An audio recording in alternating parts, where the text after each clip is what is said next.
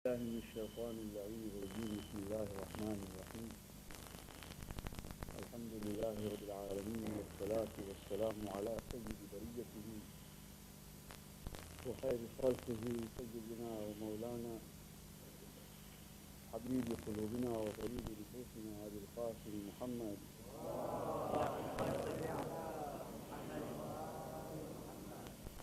وعلى أهل بيته الطيبين الطاهرين المعصومين. أما بعد، السلام عليكم ورحمة الله وبركاته.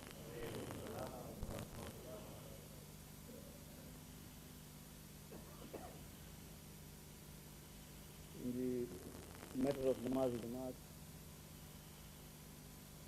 I said last time that when the Imam is reading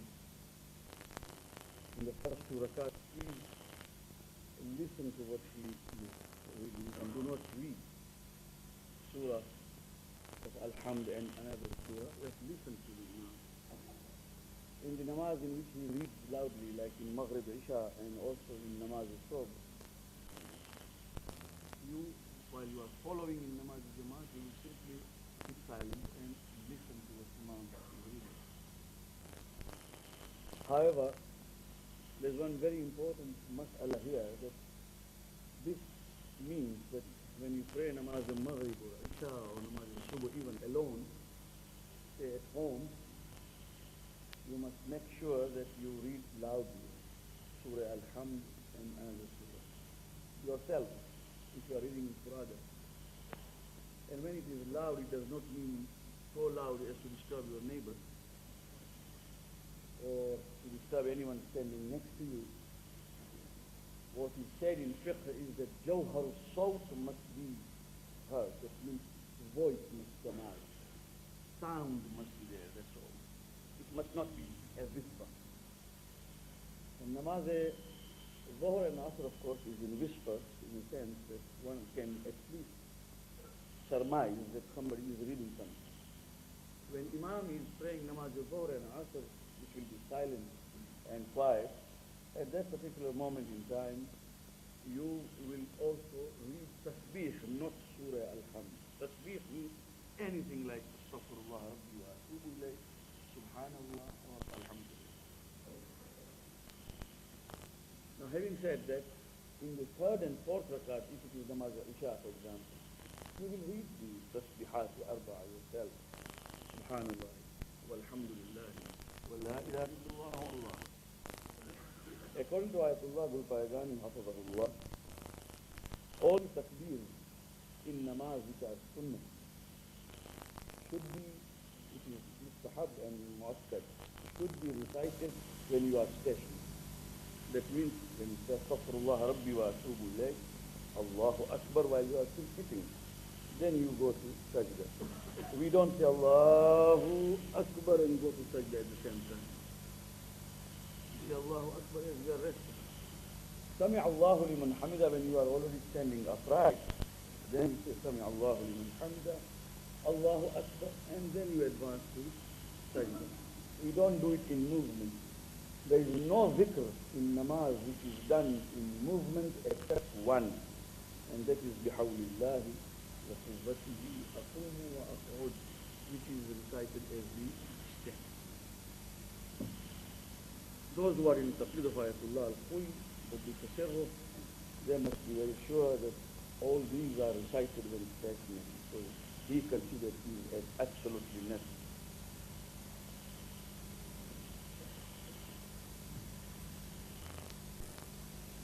With a very limited time at our disposal, I continue with the subject which I had started last Friday.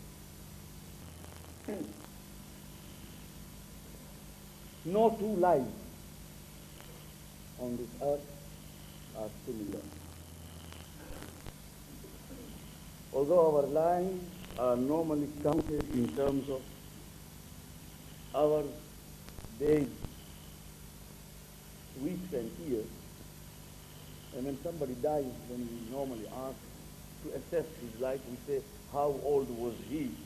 And they say he was 50, 60, 70, 80, 100, whatever. I wonder why human beings decided to measure the lives or their own lives in terms of years. It could have as well been measured in any other way. For example, how many times did he breathe? How many heartbeats did he have in his lifetime? All these could have been measures for assessing the length of life. But we said, no, let us count in terms of years. Now let us see if two men have lived 60 years. Are these two lives equal? Never. They are not equal. That is one point. Second, they might have been born on the same day, and they may have died on the same day. Equal age and equal passage of time at the same, what we say, contemporary time. Yet they are not same, not similar. There is a truth. Let us take an example. Say at this hour, at 9:15 today, I am sleeping. Next to me is an alim who is writing. A scholar who is writing. At 10:15, 1 hour after this, I woke up and he completed his writing. He wrote a treatise in that 1 hour which has revolutionized the thinking of the whole world. He has not written for this 1 hour. He has written for thousands of hours and millions of hours to come. Can we say that these 1 hour, these two durations of time are equal? In terms of minutes, they are 60 minutes. In terms of quality, they are totally different. One has lived his 1 hour for posterity, and one has lived 1 hour in slumber. This is the difference between two lives as they are being lived. Allah subhanahu wa ta'ala in Quran Majid says this in Surah Al-Jasiyah. Bismillahir Rahmanir Rahim. Am hasiba alladhina ijtarahu as-sayyi'at an naj'alahum kalladhina amanu wa 'amilu as-salihat sawa'an mahyahum wa mamatuhum sa'a ma yahkumun. Do those people who spend their lives in vices consider that we shall keep them at par with those who believe in Allah subhanahu wa ta'ala and work good? Sawa'an mahyahum wa mamatuhum. Are their lives and death both simple, equal and similar? Sa'a ma yahkumun. This is an erroneous evaluation, a mistaken judgment. So, Quran Majid takes into consideration two lives. It says that mahyahum, their lives, mamatuhum, their deaths are not one and the same. So it depends upon how I have led my life. It depends upon what I have done in my life. It depends upon how usefully I have lived. And then the assessment of life is used. If we understand this, my friends, then marhum for whom we have said tonight, may Allah bless his soul with maghfirah. As I said last night in my masjid, at this moment in our, sometimes it becomes unthinkable to attach the appellation of marhum with his name. That means it is difficult to believe that he is no more on earth. This is the reason why the Prophet sallallahu alayhi wa sallam said that don't have to count life in terms of years, because a man might have lived very, very short life. But at the same time, my friends, the effect of his life is sometimes perennial, and it spreads beyond his time on this earth. Therefore the Prophet said that such a person is always living. And he gave examples. He gave 3 examples. A parent, a father who leaves behind a child, who can read Surah Fatiha standing at his grave, at his father's grave. A boy or a girl who has been taught deen, what an immense spiritual pleasure it was tonight to have heard that young boy read Yasin so correctly. And I believe that the Jamaat will always look after this development with pride and will continue encouraging these young boys and girls to read dua and namaz. For him, it was thawab.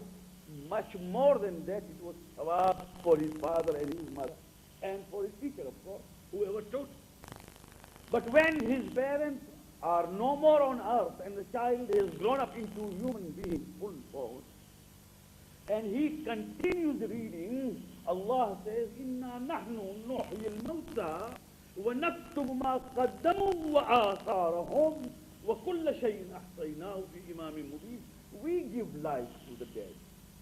We reanimate them. It is our job to resurrect them.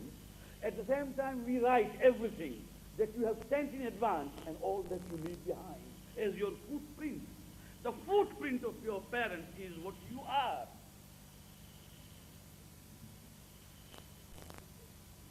Such a man, the Prophet said, or such a boy, such a person, man or woman, father or mother, is not dead as long as there is an issue which continues in the name of Allah subhanahu wa ta'ala. One, a businessman, a moneyed person who leaves behind some charity which continues giving benefit to humanity is not dead even after he has passed away.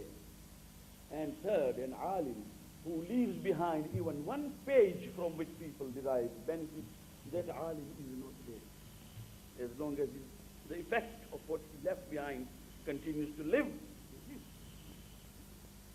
With this hadith, the Prophet is telling us about continuity of life, and is telling us clearly that human life on earth is not to be assessed and measured in terms of years, in terms of its quality and not quantity, my friend, because the attitude is not quantitative, it is qualitative.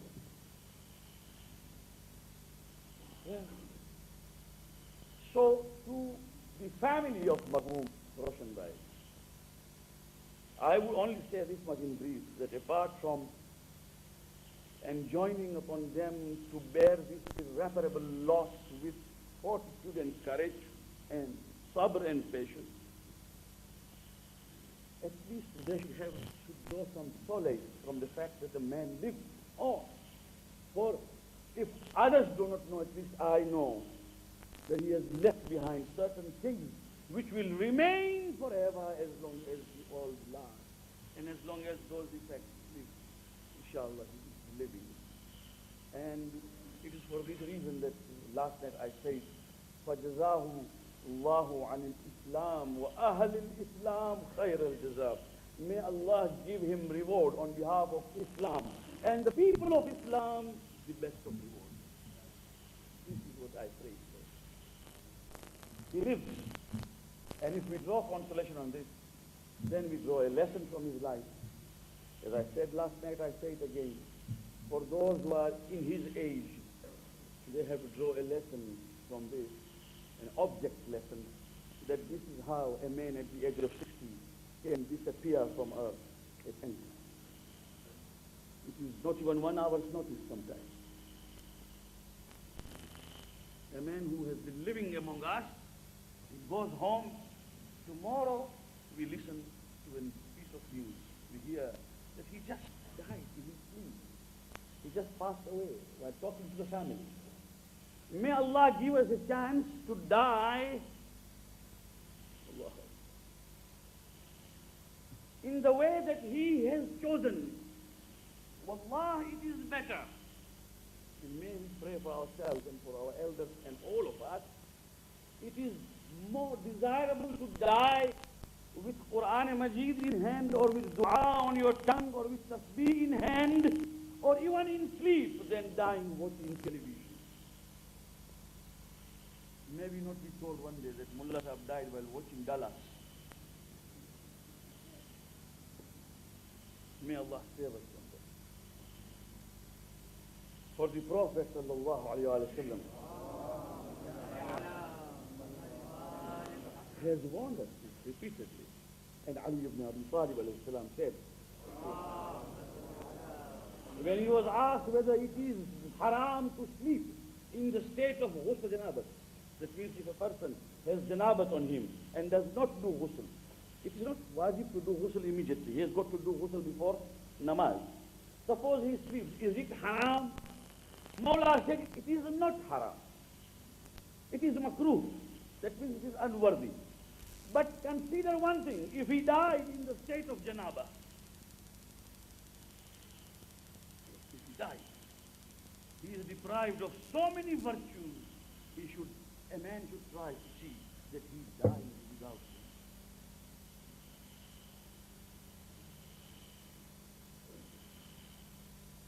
The responsibility that we have on our shoulder. Because of this gathering in crowd, I am prompted to say that we have a generation before us for whom we are responsible. Imam Zainul Abidin, salawatullah wa salam alayhi, said that when Qabil killed Habil, that is the story that we were discussing last time.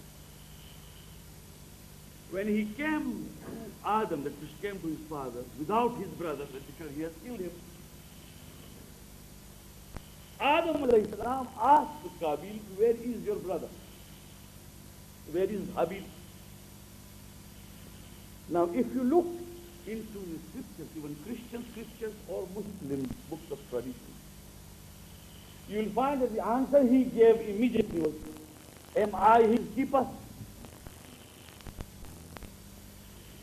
Why are you asking me? Am I his keeper? That means, am I responsible for him?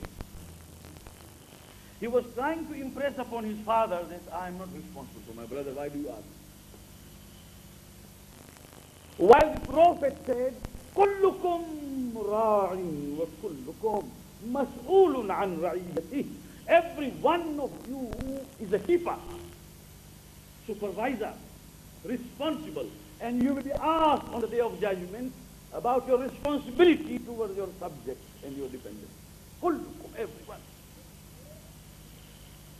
When the community loses the sense of being keeper, when I am not a keeper of my brother, I don't care whether he does right or he does wrong. He does not care whether I am making an error or I am doing good.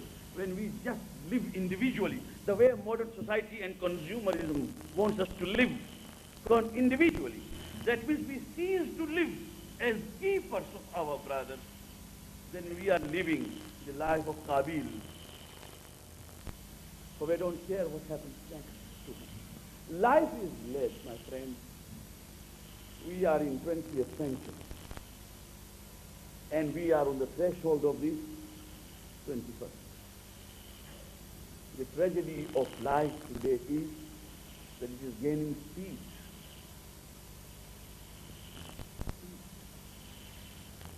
Do you know that? If you travel in that train which takes you fast to Birmingham or to Peterborough, fast train as you call it, you sit in the train and look left and right, you can't see anything. Everything is just fleeting past you. Can you see anything? You can't even see the trees properly. You can't see the flowers. You cannot define any object. You are just going. There is one target and one aim that you want to reach a destination. Right and left, you cannot see anything. My friends, this is what our life at the moment is. That we are just rushing and rushing. Ask anyone, he's rushing to nowhere. And so many things that belong to our spirit, the development of our ruhaniyat, our spiritualism is totally lost. We are engrossed in nothing but material. The responsibility is to carry whatever our forefathers gave to us, to our children. Allahu Akbar. Not money. Money no one carries to children. I have seen with my own eyes and heard also of stories that people have told me myself, Mulla Sahab, that means I'm leaving so much behind, I'm leaving so much of wealth behind, that 7 generations will eat from that. And it did not even suffice for the next generation. All wiped out. Nobody knew. And there are people who died saying, Ya Allah, I'm leaving my orphans behind to none but to you, for I have nothing. And they have survived. So Allah is the giver. The responsibility is not of transmitting wealth, it is of transmitting faith and iman, my friend.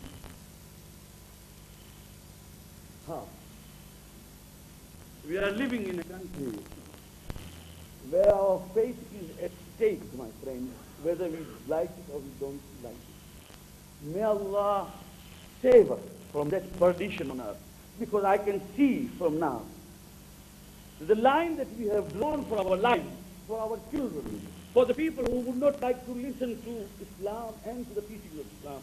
The line is a dangerous line that we have drawn, my friend. It is affecting our children, it's affecting our youth, it's affecting our family lives, it's affecting our marriages and matrimonial cases. It's affecting our attitude towards earning. It's there already. And Islam is supposed to be just an obsolete set of laws. My friends, it has got to be transmitted. While we are happy with all that we are doing, the essence is lost.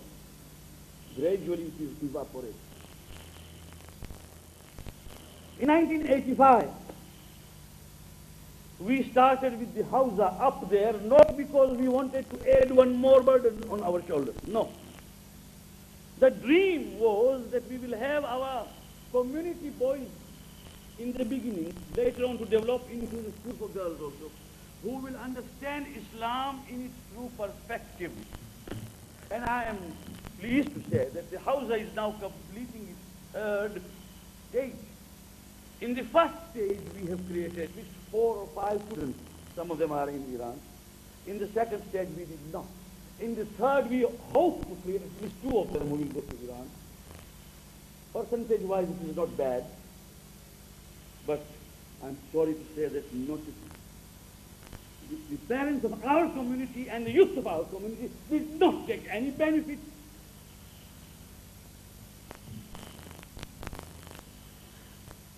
Instead of taking the benefit, there was some shayateen behind them telling them, why are you wasting your time? And those shayateen are still here, living amidst us. I know them by name also. That they went and told our boys who were studying up there that why are you wasting your time? What are you going to become? Maulanas and mullahs? Why don't you go and join computer class and start earning after the 3rd year? And some of them were told, why don't you go to Iran? We will finance you. And some of them were told that why don't you get married and lead a sweet life? We had these problems and we still have. Rather than encourage a young man who has gone for ilm-deen, so that not necessarily to become Maulana and be employed by London Jamaat. Become a Maulana and be a leader of the community. There is no need that he should be employed on a particular salary. He can find his own independent means of earning. Allah subhanahu wa ta'ala will give him the way he gives all of us. And he could then lead. But we wanted some enlightenment, and that enlightenment, we have not availed of it, and we are just looking at Hausa as I'm sorry to say this, as a place for which we will give in charity, but we will not participate. To give in charity is to promote it. But to give away my own son or my daughter to go and study ilm-deen is something else, my friends. We have not had that occasion yet. Because we have placed our values on a different, altogether different scale. Allah subhanahu wa ta'ala says, there are 2 types of generations. Adam's 2 children, Allah says, وَاتْلُ عَلَيْهِمْ نَبَأَ ابْنَيْ آدَمْ بِالْحَقِّ. O Muhammad sallallahu alayhi wa sallam, recite unto them the story of Adam in truth. إِذْ قَرَّبَا قُرْبَانًا فَتُقُبِّلَ مِنْ أَحَدِهِمَا وَلَمْ يُتَقَبَّلْ مِنَ الْآخَرِ قَالَ لَأَقْتُلَنَّكَ قَالَ إِنَّمَا يَتَقَبَّلُ اللَّهُ مِنَ الْمُتَّقِينَ. There are 2. These 2 represent generations. Allah subhanahu wa ta'ala elaborates. One generation is, Allah says, We have enjoined upon man to be kind to his parents. وَوَصَّيْنَا الْإِنسَانَ لِوَالِدَيْهِ إِحْسَانًا. We have enjoined upon human beings to be kind to their parents, mother and father. One thing. وَحَمْلُهُ وَفِصَالُهُ 30 شهرا. The pregnancy and the conception time and the weaning time, when it will no more suckle and be breastfed, is 30 months. That means the minimum period of carriage during which the mother carries. The minimum months are 6 months. Of course, maximum is 9 months and so many days. And 2 years of weaning, 2 years of feeding. حملته أمه كرها ووضعته كرها. Man was carried by his mother while the mother was in pain, and she gave birth also to him while she was in pain. وحمله وفصاله 30 شهرا. فلما بلغ أشده, when man reached maturity, وبلغ 40 سنة, when he became 40. This 40 is, for example, general example. The meaning is that when a man attains the age of maturity, قال, says, ربي أوزعني أن أشكرك لنعمتك التي أنعمت علي وعلى والدي. Oh Allah, grant me to be such that I may thank you for your bounties, the bounties that you have given to me and to my parents. This is expected. The training is that the child may be able, the son or the daughter may be able tomorrow to raise their hands and say, Ya Allah, thank you for the blessings and bounties that you have given to me and to my parents. وَأَنْ أَعْمَلَ صَالِحًا تَرْضَاهُ, and that I may do and commit good deeds which you have approved,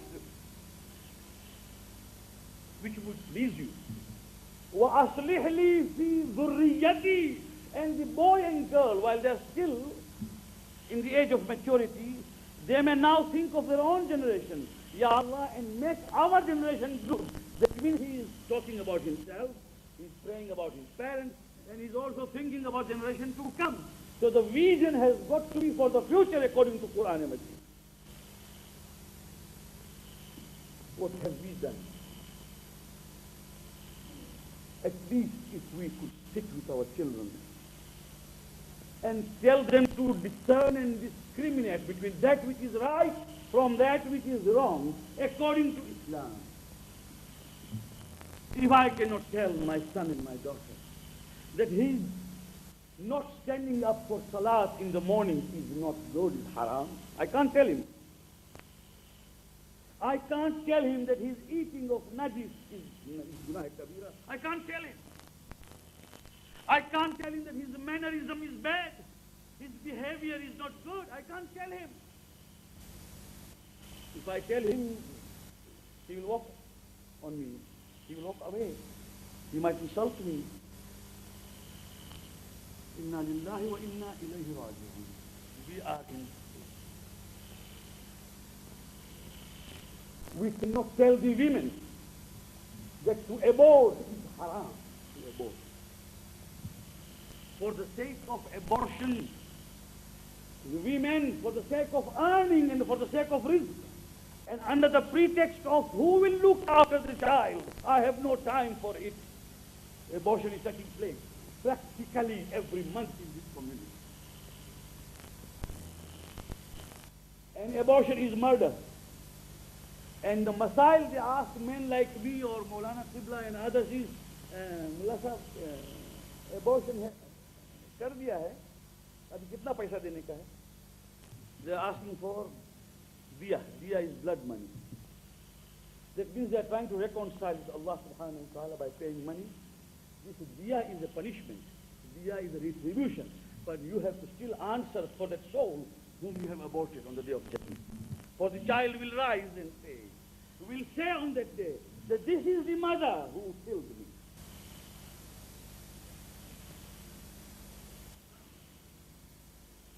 Where is Allah here?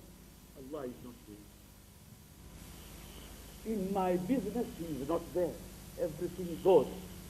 You know, there is a shop there called Everything. You can go at least 14 times. The name of the shop is Everything Goes. I say every shop has got to be careful that everything does not go.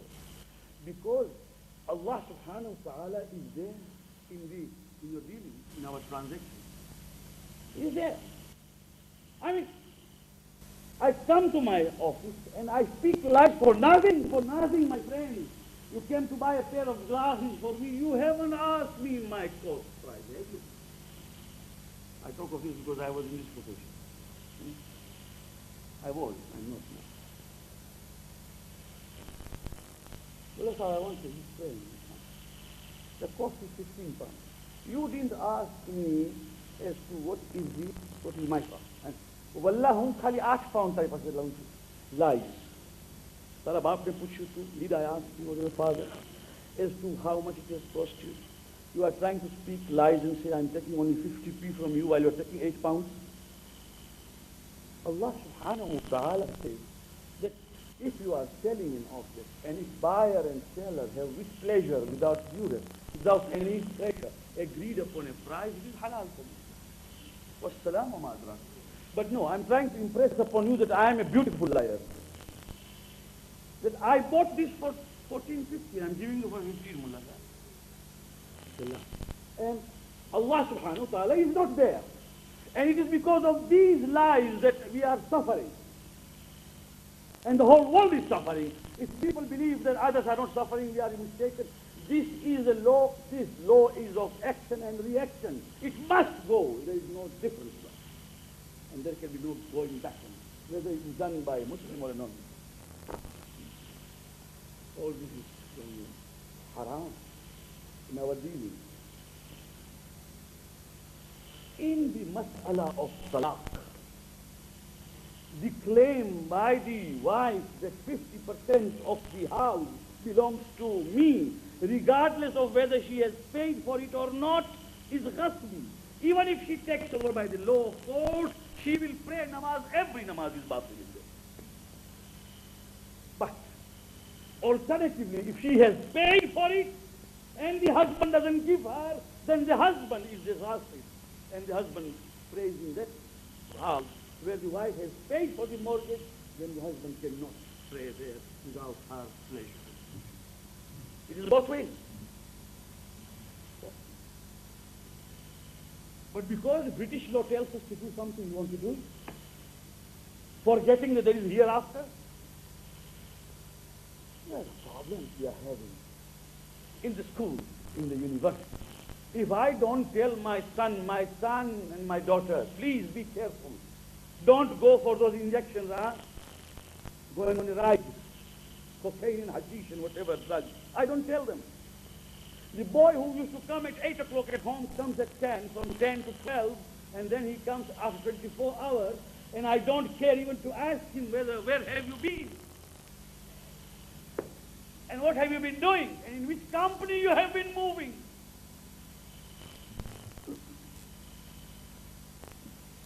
When Quran Majid said that your friends must be people of faith, it did not want you to become narrow-minded and insular, no. It said that you take the effect and impression from the people of faith. You may be friendly to all the people you like, you may be even of service to all humanity, but you will only imbibe that which comes with faith and not without faith. This is very important. While we are sometimes dazed by, because the opposite civilization is that of the white man, therefore it always must be correct. This is erroneous, my friend. The days of colonization are over, and we are no more a white man's burden, my friend. Those days are gone when they used to consider us as their burden. We are no more a white man's burden. We are Muslims and unapologetical so. And if we don't want to change our ways, our dressing, Allah, I can go on. Our responsibility is represented by Adam's parable. And in this parable, we have got to look after the generation to come, to teach them and to save them. And any Jamaat for that matter, any committee, any organization, any institution has got only this thing to do. It's all right to run this management, alhamdulillah, so clean, so nice, so beautifully lit and electrified, so very well attended, so very well organized. All of us sit together to help each other. Gift, commendable. But what are we going to achieve is much more important. And that is where I propose that we have got to think that the development is not only in sports, is not only in economic sphere, is not only in other cultural activities, it has got to be essentially spiritual and religious. To sum it up all, for every structure there is an infrastructure and there is a superstructure. Here it has got its foundation and plinth, which is the infrastructure. Over this structure has come up, which is a superstructure. Infrastructure has got to be Islam on the school and thought of Ahlul Bayt. That is our infrastructure. Based on that infrastructure, there is a community superstructure which goes and which stands on that infrastructure. If the infrastructure is not Islam, is not spiritual, then whatever we build will have no effect. And it will not be the thing that will be approved by Allah subhanahu wa ta'ala. In such community, inshallah ta'ala, when people live and die, they will not be living only for the years they live, they will be living forever. May Allah forgive all our marhumin. Wherever they are buried, Ya Allah, wherever they are buried, some of them maybe in the nooks and corners of this earth, people of faith have died, Ya Allah, bless them with maghfirah. And also bless with maghfirah all the marhumin who have recently died, especially the marhum for whom you have assembled, marhum Roshan Nazari Maldelji and his parents, and the marhumin in his family, and also marhuma Kursumba Hussain Jere, and her husband Hussain Jere, who is also an example of man who lives forever. Who lives forever. And there may be many, inshallah, who will live forever. May Allah grant us tawfiq to see that we raise children, our children, boys and girls, to grow up, who will live forever. Wassalamu alaikum.